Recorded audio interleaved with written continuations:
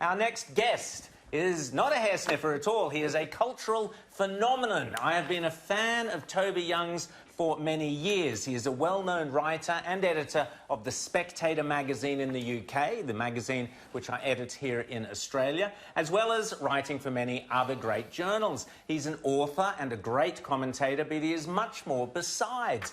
Toby famously set up one of the first free schools in Britain. These are schools for gifted and underprivileged kids run by parents and teachers, which led to him later being appointed by Theresa May's government to an education charity board, which, in turn, yes, someone dug up some old comments he'd made years earlier and suddenly, oh, my God, he's a sexist. Oh, terrible, terrible. He was vilified, he was ostracised, he was demonised, he was deplatformed and cancelled. You know, the whole insidious totalitarian left-wing kit and caboodle. How often have we seen that here in Australia? But Toby Young has decided to fight back against the snarling lynch mobs of Twitter. This week, he launched the Free Speech Union, his latest project to genuinely defend free speech and push back against identity politics, transgender activism, intersectionalism and all the lefty lunacy we rail against weekly here on Outsiders. Toby Young, we have much in common. Toby joins us live from London. How are you, Toby? I'm good. Because 1-0 down. Oh, we've just frozen there. We've just frozen. Toby's frozen after that great intro. Well, so this Free Speech Union is going to be, I guess, like the British version of the ACLU. Mind you, yes, that organisation's been hijacked completely by the crazies. Yes. But it's interesting that we don't have anything like that here or in the UK yet. I think we've got him back. Let's just go back to Toby. How are you, Toby? We think we've got you back. Tell us about your Free Speech Union. So the Free Speech Union is a non-partisan mass membership organisation that stands up for the speech rights of its members. It's not quite like the ACLU. It's like the ACLU used to be in its prime, but not like the ACLU is today. But it's not like the ACLU insofar as it is a membership organisation. You have to. It's not very much for overseas members. It's £25 £25. But once you're a member, we'll stand up for you. So if an outrage mob, if a Twitchfork mob comes after you on social media, we'll go to bat for you. We'll organise a counter mob. If a group of woke activists start circulating a petition or an open letter trying to get you fired, we'll circulate a counter petition. We'll start open letters identifying the people who've gone after you. If you need to go to law, if you're put through a disciplinary process, or if you're fired, or if someone is harassing you or bullying you or intimidating you, we will help you by putting you in touch with lawyers who can give you pro bono advice. And in certain cases, if you need to run up some heavy legal bills, we'll help you crowdfund to help you pay them. You know, the enemies of free speech hunt in packs. The defenders of free speech need to circle the wagons and band together if we're going to do something about it. Toby, that is absolutely fantastic. We need that here in Australia. We'd love to join you in this enterprise. Maybe we need outsiders or someone in Australia to help you get it going here, because we have seen time after time after time on this network, on this show and other places, people being cancelled, deplatformed for a slip of the tongue, for the wrong comment taken out of context, or something which was wrong, but for which they apologised. This goes on and on. What was it like for you, Toby? You've been a great advocate for education and your free schools. You get offered a terrific government job and suddenly the snarling mob come after you. What was it like that first 24 hours? Well, at first, when something like that happens, when the mob comes for you, it all feels so melodramatic and over the top and sort of absurdly comic that you don't think it's going to end too badly. You think, how can anyone, judge me on the basis of something I said? In my case, people dragged up something I'd said in 1987. So that was 31 years before my appointment to this particular board. You think kind of, well, it's quite entertaining. It makes for a couple of lines on page 5 of the paper, but it's not going to have any real life consequences. It's just a joke. when it's been going on for 8 days, it begins to feel a little more serious. Offence archaeologists, when they get to work, can get really busy. It's like a kind of crowd-funded, crowd-sourced Big Brother, but going back, more than 30 years, sifting through everything you've said or done to try and find things to be offended by. After 8 days, my suitability for the job had been debated in Parliament.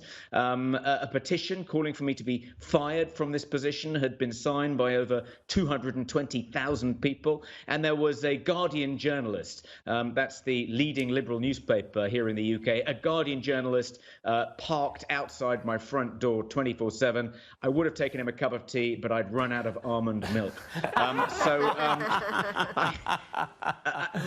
I decided to step down and apologise for some of my more sophomoric tweets I'd put out late at night after a couple of glasses of wine, 15 years earlier.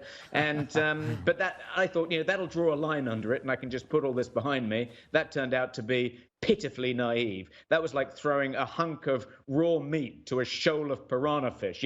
Once you've prostrated yourself at the feet of the mob, once you've shown the slightest bit of weakness, they're overcome with a kind of frenzied bloodlust. And they went after me in all my other positions. I ended up having to step down as an honorary fellow of Buckingham University, as a Fulbright commissioner. I had to step down from the charitable trust I'd set up to house the 4 schools I'd co-founded. I even had to step down from my full-time job running an education charity. So in total, the offence archaeologists forced me to lose 5 positions. It became so traumatic that I lost 2 stone.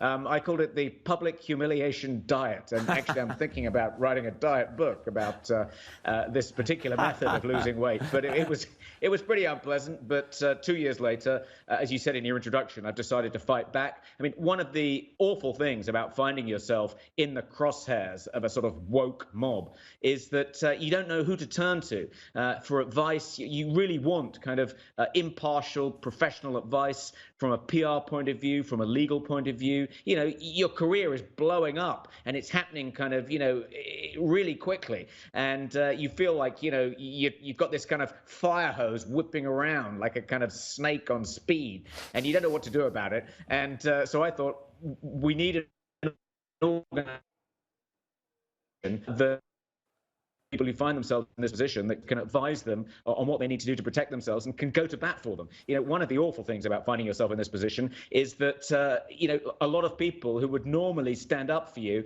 are terrified that the mob is going to come for them if they put their heads above the parapet. So, they stay quiet and allow you to be kind of ripped limb from limb. But if we have an organization, an actual institution that exists to stand up for the speech rights of its members and is equipped to defend them in using, in some cases, exactly the same tactics that they use, then, had an organization like that existed 2 years ago, I probably would have been able to keep the job. I certainly wouldn't have lost 5 positions. So the idea is to try and create a protective defense organization that can stand up for people who found themselves in the position I found myself in 2 years ago. Rita. You talk about almost copying the tactics of these leftist mobs in defending people. Do you think there's any merit to the argument that perhaps if the left were also subjected to this cancel culture, if things that they said that were outrageous were held against them and the right behaved in that way, that they would stop? They would see that this has actually got consequences for everybody, because it seems to be a one-way street at the moment. The left have been able to cancel people, destroy careers, destroy reputations, without them also being subjected to the same behaviour. So what's your reaction to that argument, that the right should do precisely what the left's doing? Well, I'm a little bit cautious about embracing exactly the same tactics. I mean, when I was essentially cancelled on the basis of quotes taken out of context, things I'd said more than 30 years ago, opinions were attributed to me, positions were attributed to me, which I genuinely didn't hold or hadn't held for, 20 years. And it felt like an injustice. And so I'm a bit loath to try and inflict the same injustice on members of the left. But the good thing, Rita, is that it doesn't require the Free Speech Union to do that, because the left has started to eat its own. Absolutely. I'm sure this is happening in Australia, but in Britain, we see it on an almost weekly basis. A prominent, long-standing, highly respected member of the left suddenly finds themselves on the wrong side of the politically correct line, because, as we know, it is always and constantly shifting to the left. It doesn't. Just quick, very quickly, James. Just very quickly before we go. Oh, look, I was just going to say, Toby, I was just wondering what you thought about. You know, it used to be that governments were enforcing all these speech codes, and it now seems to be corporations too that are enforcing so many of these speech codes. When people's jobs are at stake, what are you going to do about people who just are too worried about speaking out because literally their livelihood is at stake if they criticize some of the PC woke nonsense that comes out of their employers?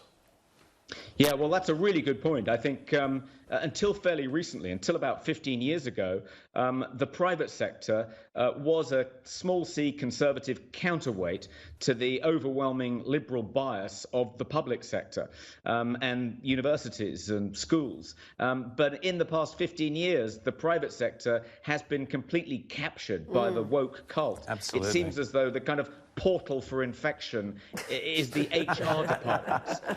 And the virus seems to enter the corporate body through the HR department and then immediately infects the kind of board and the executive officers. And yeah, it's awful. And you know, lots of people have got in touch with me. We've had over 2,000 people join in less than a week. Excellent. By the way, if any of your viewers are interested in finding out more about it, it's freespeechunion.org. freespeechunion.org. But we certainly intend to go to bat for people in the private sector who lose their livelihoods simply for exercising their lawful right to free speech. And I think there are various legal remedies that can be brought to bear. Fantastic. Just one example. If someone tries to get you fired for saying something, you can sue them for unlawful interference in a contract. We definitely want to pursue that particular avenue.